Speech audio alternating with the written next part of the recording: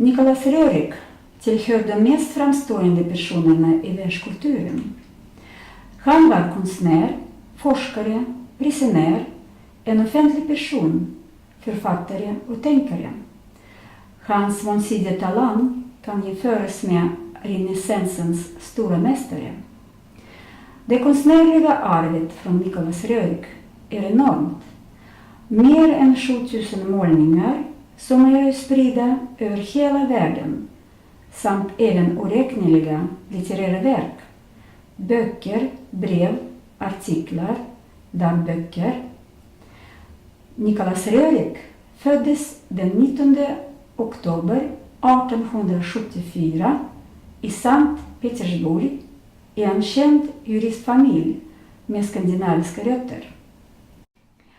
Många av Nicholas Roerichs målningar är ett resultat av deras gemensamma skapande arbete, där Helena var inspiratören.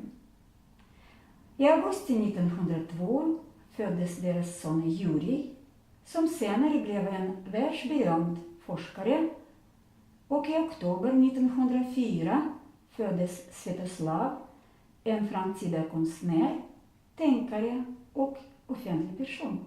Efter att ha varit avskuren från sitt hemland på grund av den ryska revolutionen 1917 reste Nikolaj Roerich 1919 till Skandinavien på inbjudan från Sverige att ställa ut.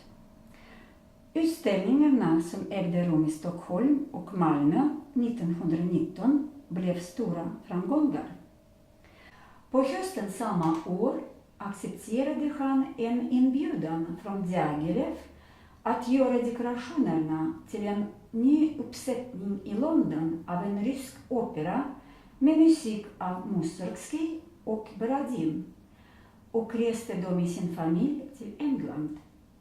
1920 blev Helena och Nicholas Roerich medlemmar i Teosofiska samfundet och träffade för första gången de stora mästarna.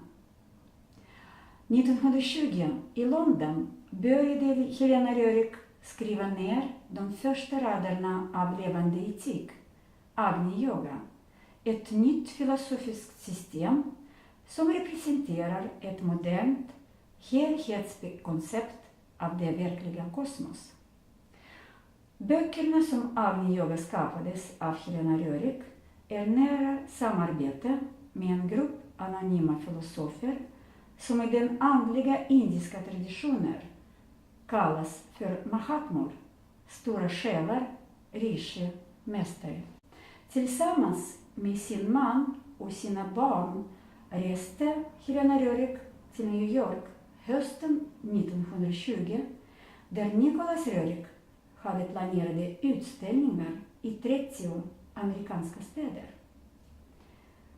Nicholas Roerich var en av de fåtaliga 1920-talets tänkare som förstod den sanna innebörden av kulturen och dess avgörande roll för mänsklighetens utveckling. Kulturen vilar på skönhet och kunskap, skrev han. Med en liten korrigering upprepade han därvid den berömda frasen av Dostojevskij: förståelsen av skönheten kommer att rädda världen. Denna formulering innebär att den kosmiska evolutionen går från kaos till ordning, från enkelhet till komplexitet, från system till skönhet. Skönheten upptäcks endast genom en kultur, där kreativiteten är en integrerad del. Detta är vad som står i böckerna om Agni Yoga.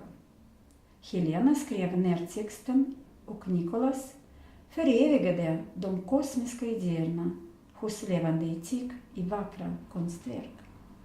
Under ledning av Nicholas Roerich startade en liten grupp av hans medarbetare en bred kultur- och utbildningsverksamhet i Amerika. Resultatet blev enastående. Nicholas Roerich Museum, Master Institute of United Arts, International Art Center Corona Mundi. Dessa institutioner, som organiserades av Nicolas och Helena Rörik, blev stora kulturcentra vars inflytande spred sig utanför landets gränser och blev internationella. Många samfund, kreativa klubbar och utbildningsinstitutioner verkar över hela världen under överinseende av dessa organisationer, vilka är förenade genom kultur.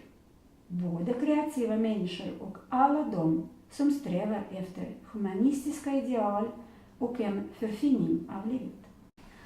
Jag är glad att se, skrev Helena, att vi i dessa dagar av förstörelse har ljusa själar som möts i kulturens namn och försöker behålla elden och ge oss glädje genom konstnärligt skapande och medvetandes expansion, och som söker en utväg ur den mentala återvändsgränd som också leder till ekonomiska kriser.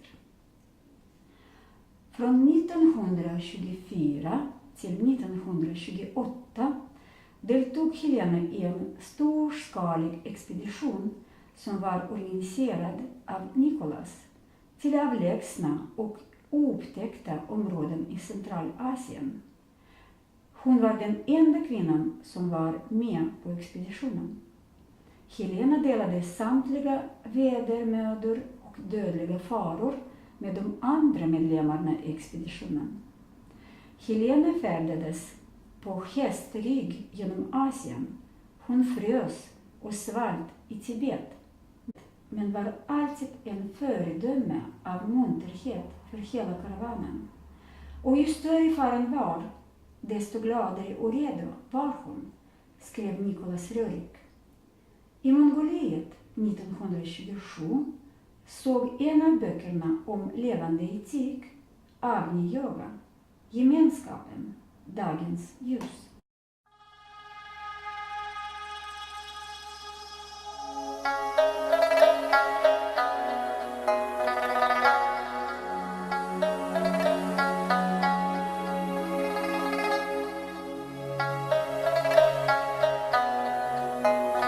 Kalle.